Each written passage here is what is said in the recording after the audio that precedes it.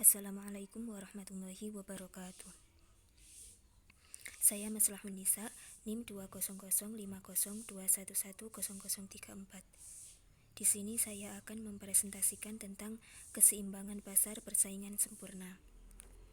Definisi: keseimbangan pasar atau market equilibrium merupakan kondisi di mana jumlah barang yang diminta sama dengan jumlah barang yang ditawarkan pada tingkat harga tertentu. Keseimbangan pasar tercapai saat produsen dan konsumen telah saling sepakat dengan tingkat harga tertentu untuk barang yang menjadi objek transaksi, yaitu harga di mana produsen bersedia menjual barang sama dengan harga di mana konsumen bersedia untuk membeli barang tersebut. Faktor-faktor yang mempengaruhi keseimbangan pasar. Faktor yang pertama, permintaan terhadap barang atau jasa bertambah, sedangkan jumlah barang atau jasa terbatas. Nah, pada faktor ini, contohnya misalnya pada minyak bumi. Permintaan terhadap minyak bumi terus meningkat, akan tetapi jumlahnya stabil dan tidak bertambah, maka hal ini dapat mempengaruhi keseimbangan pasar. Kemudian faktor yang kedua yaitu tinggi rendahnya biaya produksi. Jika biaya pembuatan atau produksi suatu produk sangat tinggi, maka produsen akan membuat produk lebih sedikit dan harga jual yang mahal. Harga jual yang mahal ini ditakutkan tidak mampu bersaing dengan produk sejenis dan produk tidak laku terjual. Hal ini dapat mempengaruhi keseimbangan pasar. Kemudian faktor yang ketiga yaitu pandangan masa depan dari produsen atau konsumen. Pandangan masa depan dari produsen atau konsumen ini biasanya terjadi pada perkiraan harga. Perkiraan harga di masa datang sangat mempengaruhi besar kecilnya jumlah permintaan atau penawaran. Jika perusahaan memperkirakan harga barang dan jasa naik, sedangkan penghasilan masyarakat tetap, maka perusahaan akan menurunkan jumlah barang dan jasa yang ditawarkan. Hal ini dapat mempengaruhi keseimbangan pasar. Kemudian faktor yang keempat yaitu produsen mengetahui selera konsumen. Selera konsumen terhadap barang dan jasa dapat mempengaruhi jumlah barang yang diminta. Jika selera konsumen terhadap barang tertentu meningkat, maka permintaan terhadap barang tersebut akan meningkat pula.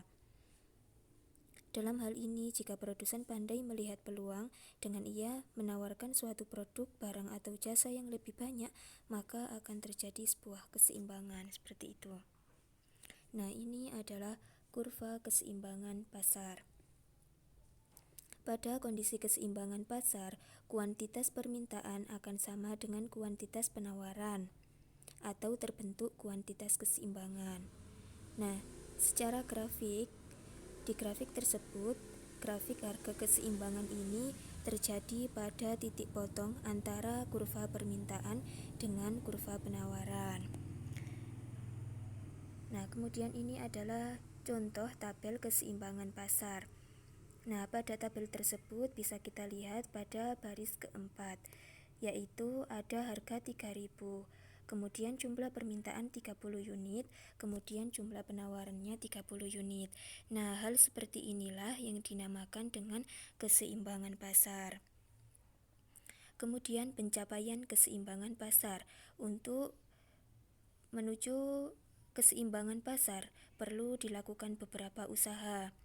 Nah, pemerintah melakukan usaha demi untuk pencapaian keseimbangan pasar. Salah satu usaha yang dilakukan yaitu pengendalian harga. Tujuan dari pengendalian harga adalah untuk melindungi konsumen atau produsen.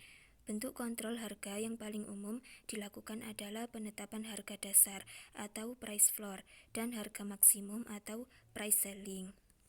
Beberapa upaya pengendalian harga yaitu yang pertama, harga dasar atau harga terendah atau price floor. Nah, kebijakan ini dijalankan pemerintah saat ada barang atau jasa yang harga jualnya terlalu rendah sehingga dapat merugikan produsen yang menjual barang atau jasa tersebut. Untuk membantu mengurangi kerugian, maka pemerintah menetapkan harga jual terendah barang atau jasa tersebut. Kemudian yang kedua, harga tertinggi atau harga maksimum atau price selling. Nah, kalau yang ini itu kebalikan dari harga minimum. Pemerintah menetapkan harga jual tertinggi sehingga barang atau jasa masih bisa dibeli oleh konsumen secara wajar. Harga tertinggi ini adalah harga yang ditetapkan oleh pemerintah dan itu merupakan patokan harga tertinggi yang diperbolehkan. Jadi, produsen boleh menjual di bawah atau sama dengan harga itu, tetapi tidak boleh melebihi harga tersebut. Kemudian, pasar persaingan sempurna. Pasar persaingan sempurna adalah suatu pasar yang menjual produk sejenis atau homogen. Total jumlah pembeli dan penjual sama banyaknya atau sama rata. Penawaran dan permintaan antara pembeli dan penjual yang berjalan seimbang yang mempengaruhi harga produk. Harga tersebut pun tidak dapat dipengaruhi oleh pembeli dan penjual. Kemudian ciri-ciri pasar persaingan sempurna. Ciri yang pertama yaitu adanya penjual dan pembeli yang jumlahnya sama banyak. Dengan kondisi semacam ini, tentu penjual tidak bisa memainkan harga, karena pasti pembeli mengetahui informasi tentang harga asli yang beredar di pasar tersebut. Kemudian ciri yang kedua, pedagang bebas menutup atau membuka usaha. Di dalam sistem pasar persaingan sempurna, pihak pedagang diberi kebebasan untuk menutup atau membuka usahanya. Kemudian yang ketiga, barang yang dijual bersifat homogen. Agar tidak terjadi perbedaan harga dan kualitas barang, maka di struktur pasar ini, produk yang dijual harus setipe atau homogen, sehingga sekalipun pembeli membeli pada pedagang lain, harga dan kualitasnya tetap sama. Kemudian yang keempat, penjual dan pembeli mengetahui informasi yang jelas. Mengetahui informasi yang jelas itu maksudnya tujuannya itu untuk mencegah penjual menjual produk dengan harga di bawah harga pasar akibat ketidaktahuannya. Ini juga bermanfaat bagi pembeli agar tidak membeli produk dengan harga lebih tinggi dari harga yang sebenarnya. Seperti itu. Nah, ini adalah kurva pasar persaingan sempurna. Kurva tersebut menggambarkan kurva permintaan dan penawaran pada pasar persaingan sempurna. Bentuk kurvanya adalah horizontal, karena berapapun jumlah permintaan atau penawaran produk, harga tidak akan berubah. Maka dari itu, kurva tersebut berbentuk garis lurus, mendatar. Nah, kemudian kesimpulannya adalah dalam memahami keadaan yang terjadi dengan adanya pengaruh keseimbangan pasar,